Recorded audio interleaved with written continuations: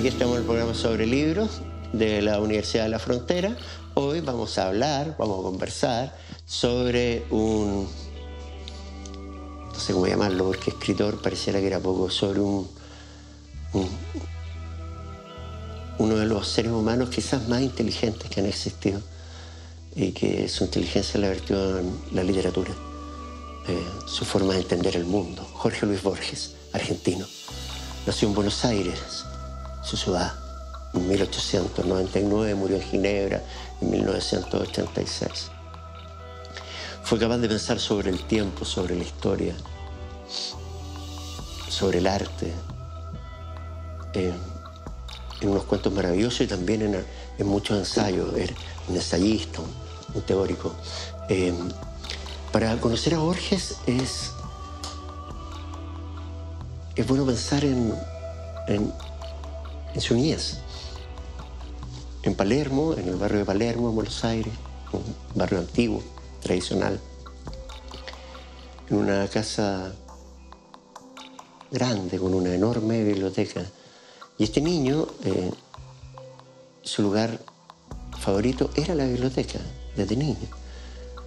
No tenía amigos. Él, después del té, su madre, Leonora Acevedo Borges, abría las puertas de esa biblioteca y ahí entraba Borges y ahí fue construyendo su mundo, que es un mundo mental, un mundo de reflexión. Ahí leyó o leía la enciclopedia británica, enciclopedia de verdad, esa enciclopedia de verdad.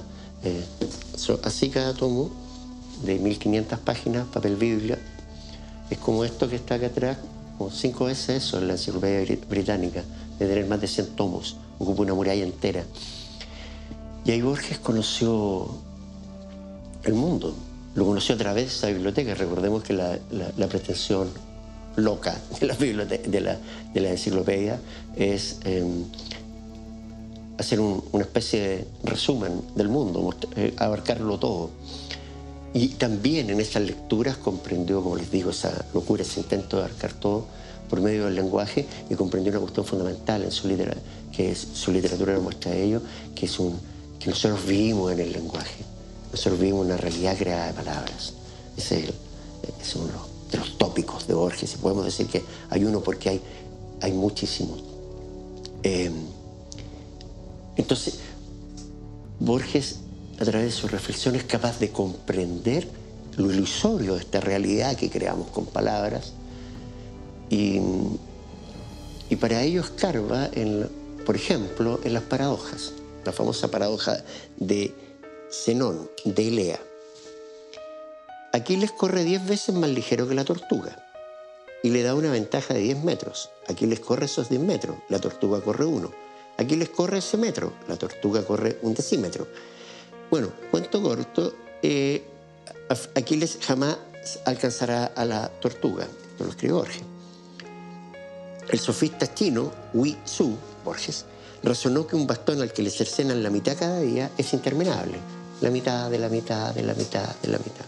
O sea, con eso trabaja Borges. De ahí que la filosofía contemporánea, entre ellos Jacques Derrida, un filósofo fundamental de la segunda mitad del siglo XX, considera que Borges desarrolla un proyecto antilogocéntrico de escritura, que es el antilogos, que es el logos. El logos es la palabra. Las palabras que están tan cargadas de sentido. Entonces Borges se desplaza de esas palabras, de ese universo que hemos construido con palabras, y mira desde otro punto de vista. No sé si me explico, pero estoy haciendo esta introducción para entender esta literatura que es conocida por compleja. Mucha gente dice, el lector dice, no, Borges es muy enredado. No es tan enredado si uno comprende esto, que él tiene una mirada distinta. Nosotros miramos el mundo desde acá y Borges lo mira desde acá. Antilogocéntrico, desplaza al logos, se interroga por nuestras historias, nuestras historias clásicas, las subvierte. Eso está en uno de sus ensayos, que se llama El escritor argentino y la tradición. En El escritor argentino y la tradición, Borges sostiene que una cuestión súper interesante, Dice, creo que los argentinos, los sudamericanos en general, estamos en una situación análoga. Podemos manejar todos los temas europeos, manejarlos sin supersticiones y con una irreverencia que puede tener y ya tiene consecuencias afortunadas. Ese es el gesto de Borges. Borges toma toda la cultura europea y la trae para Buenos Aires. Y de aquí la lee desde la orilla. Ese es el gran gesto de Borges. Entonces, aquellos que creen que lo acusan de extranjerizante, poco menos, no, al contrario, es profundamente sudamericano, profundamente latinoamericano. Subvierte la cultura europea, la lee desde otro lugar. Pareciera difícil y complejo lo que estoy tratando de explicar, pero veámoslo, expliquémoslo a través del propio Borges, con sus maravillosos cuentos. La casa de Asterión.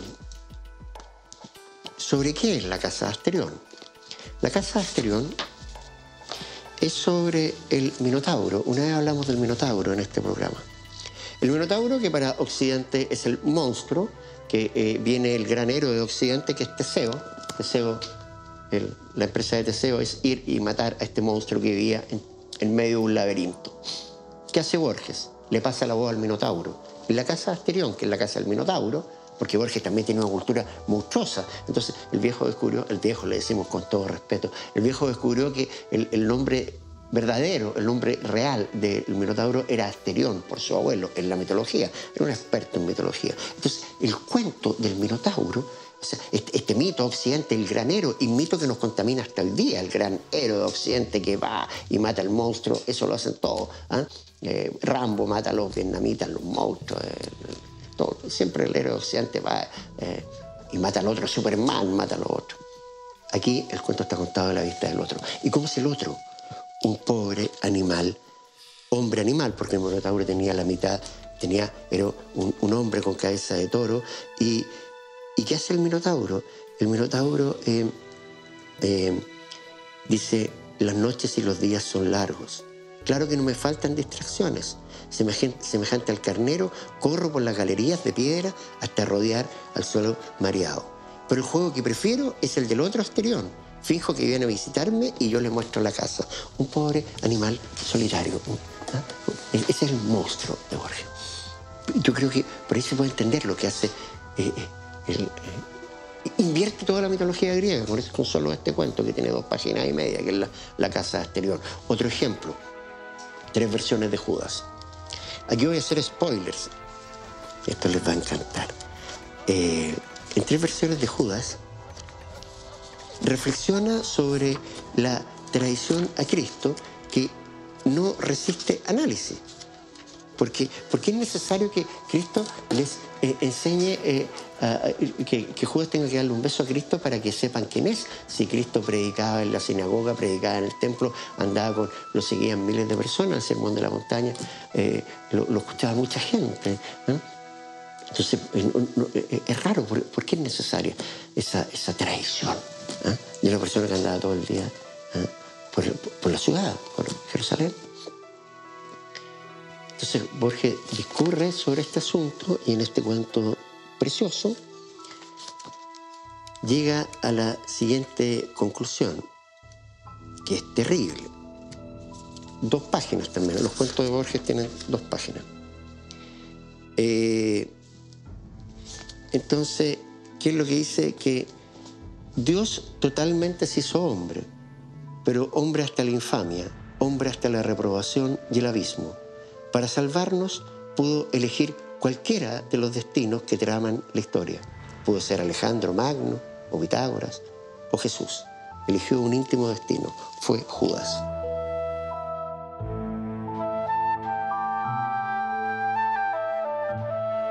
¿Se dan cuenta? A eso me refiero con esta inversión de la cultura que es capaz de hacer este inmenso escritor argentino. Reflexiona sobre toda la base cultural que tenemos, que en el fondo, que insisto, que está en el lenguaje, y sobre ello trabaja. Sobre esta extrañísima realidad, reconoce la complejidad de lo real.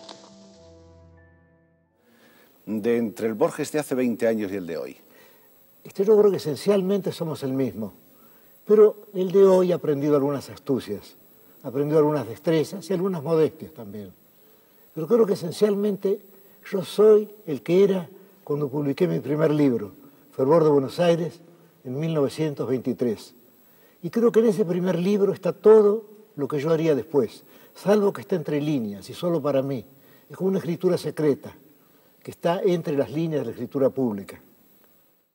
Así es como Borges va construyendo esta especie de versión, de la versión de la historia, versión de la realidad, versión de lo que hemos creado. En ese punto es profundamente nietzscheano, en el sentido que Nietzsche también en la famosa Iluminación de Sils Maria, el filósofo alemán del siglo XIX, el gran Nietzsche, subió arriba una piedra preciosa y miró el crepúsculo la mañana, y pensó que todo lo que tenemos nosotros es una invención. Nosotros inventamos sobre la realidad, creamos instituciones, creamos países, y todas esas son creaciones que hemos hecho en el lenguaje.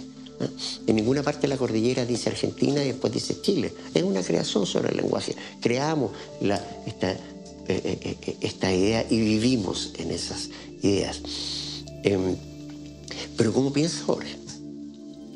A través de su maravillosa literatura. Y como les digo, ese gesto en que se roba la cultura europea y la trae a Latinoamérica y desde aquí la piensa, se ejemplifica también en otro de sus cuentos maravillosos que se llama Funes el Memorioso. ¿Quién es Funes el Memorioso? Funes el Memorioso es un hombre, un campesino uruguayo que sufre un accidente y queda con memoria absoluta, total. Por eso al principio dice, lo recuerdo, yo no tengo derecho a pronunciar ese verbo sagrado. Solo un hombre en la tierra lo tuvo, y ese hombre ha muerto. Ese es Funes. Borges, la historia, Borges siempre sale en sus cuentos. A Borges lo invita un primo a una estancia en Uruguay y va caminando este joven campesino, y el amigo de Borges, el primo, le dice, dime la hora, las 4:36.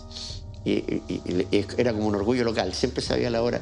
Pero después del accidente, además de saber la hora exacta siempre, Funes queda con memoria absoluta. ¿Qué significa eso? Que era capaz de acordarse de todo.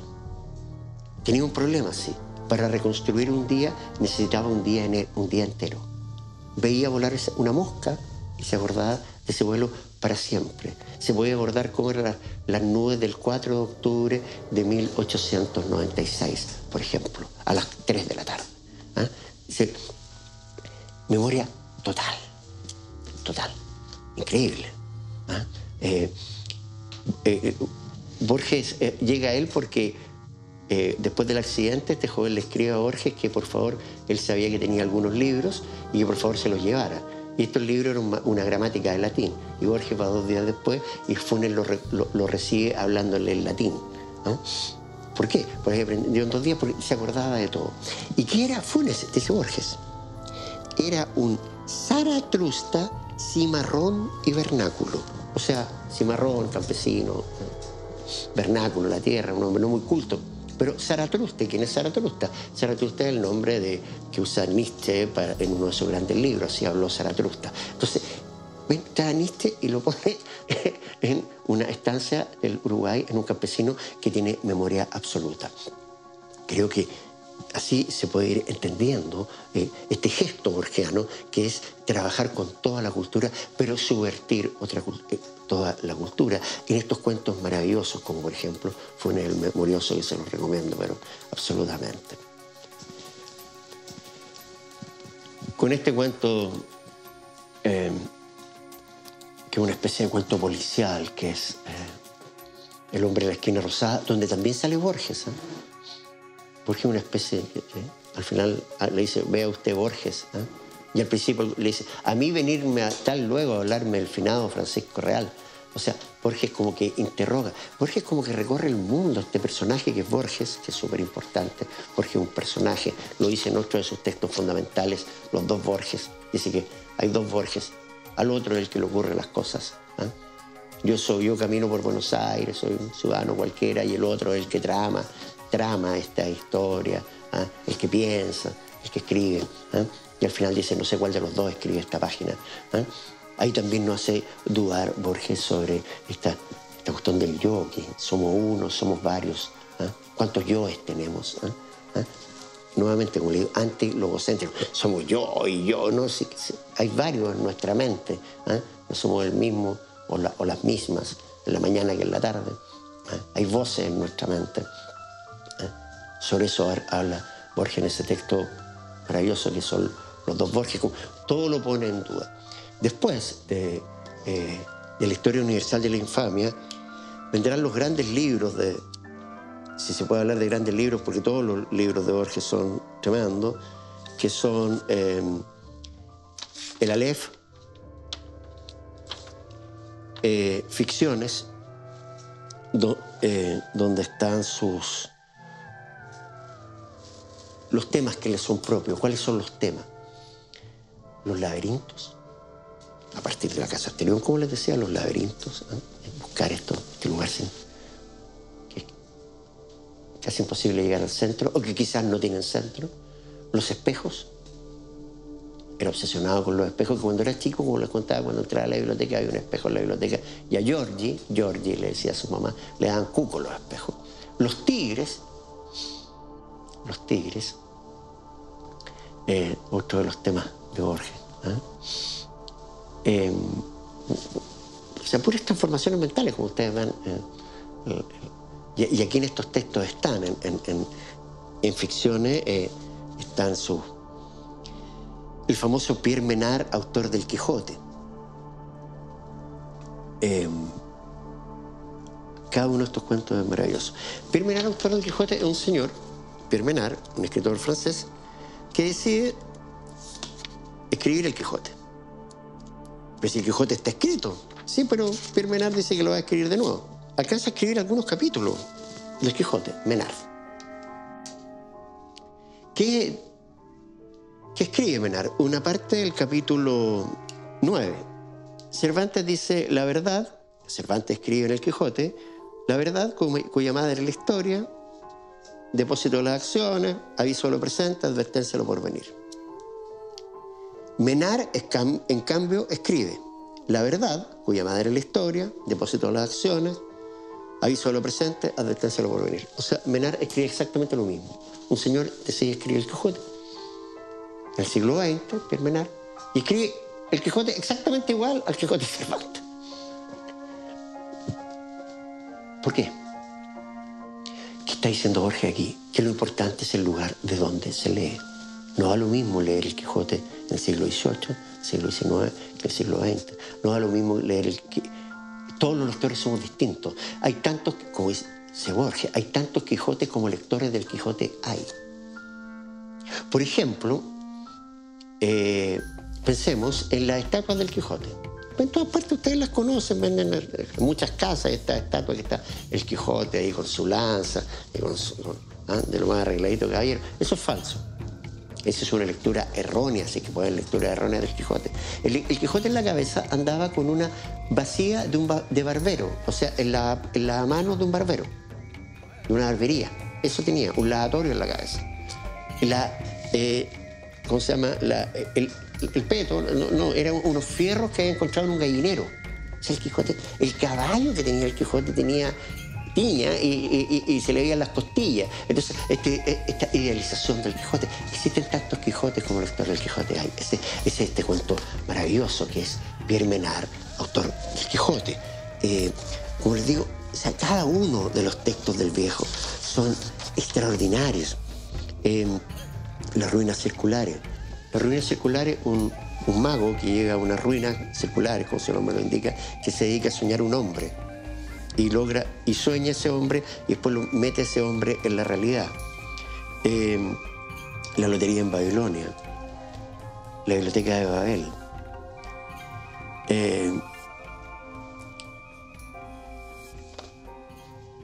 lotería en Babilonia, la gente en Babilonia se dio a jugar a la lotería, pero realmente jugaban tanto a la lotería que dijeron que hay un problema, que la lotería también tenía que tener suertes adversas. O sea, que ustedes se ganan el quino y que el premio al quino fuera que les dieran unas patadas, unos combos en la cabeza, ese es el premio. O perder la casa, no comprarse una casa. Entonces se gana el quino y pierde la casa. Es una distorsión.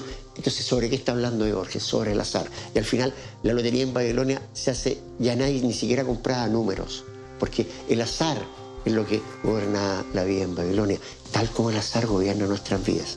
Una vez Borges andaba con su mujer, María Kodama, y en el desierto, y tomó un poco de arena del Sahara, la vertió de nuevo y dijo: mire, María, estoy modificando el Sahara, porque nuestra vida depende de aquello que llamamos casualidades, pero en realidad no son casualidades, es el azar.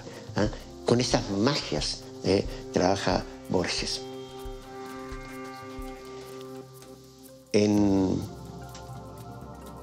¿Cómo leerlo?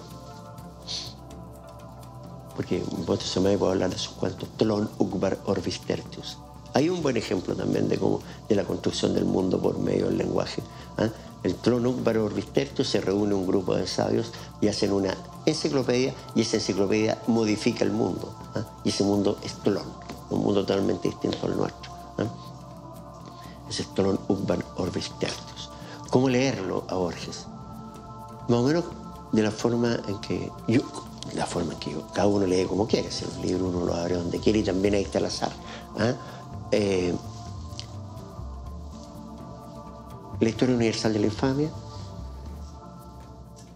estas historias loquísimas de estos desconocidos que supone que serán los grandes infames y en realidad son personas que no conocen a nadie. Bueno, Billy Key se conoce gracias a las películas.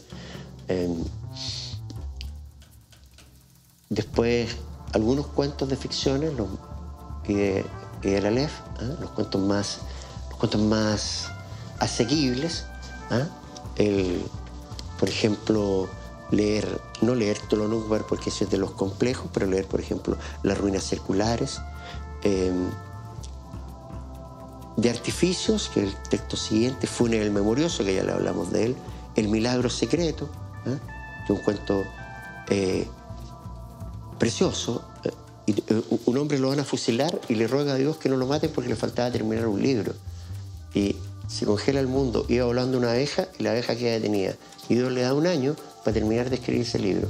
Y cuando lo termina en su mente termina el libro, nuevamente se desata el tiempo y el hombre es ejecutado. El milagro secreto, libro muy interesante.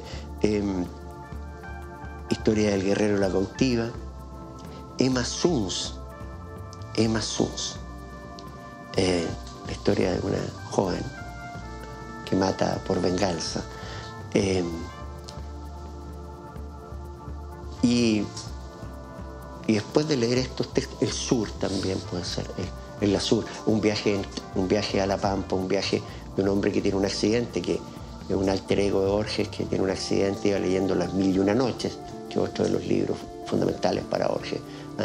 Y tiene un accidente porque por ir leyendo se golpea en la frente, le da una septicemia, cae a una clínica y un día se mejora aparentemente y parte al sur, en un viaje aparentemente de vida, pero que es un viaje de muerte.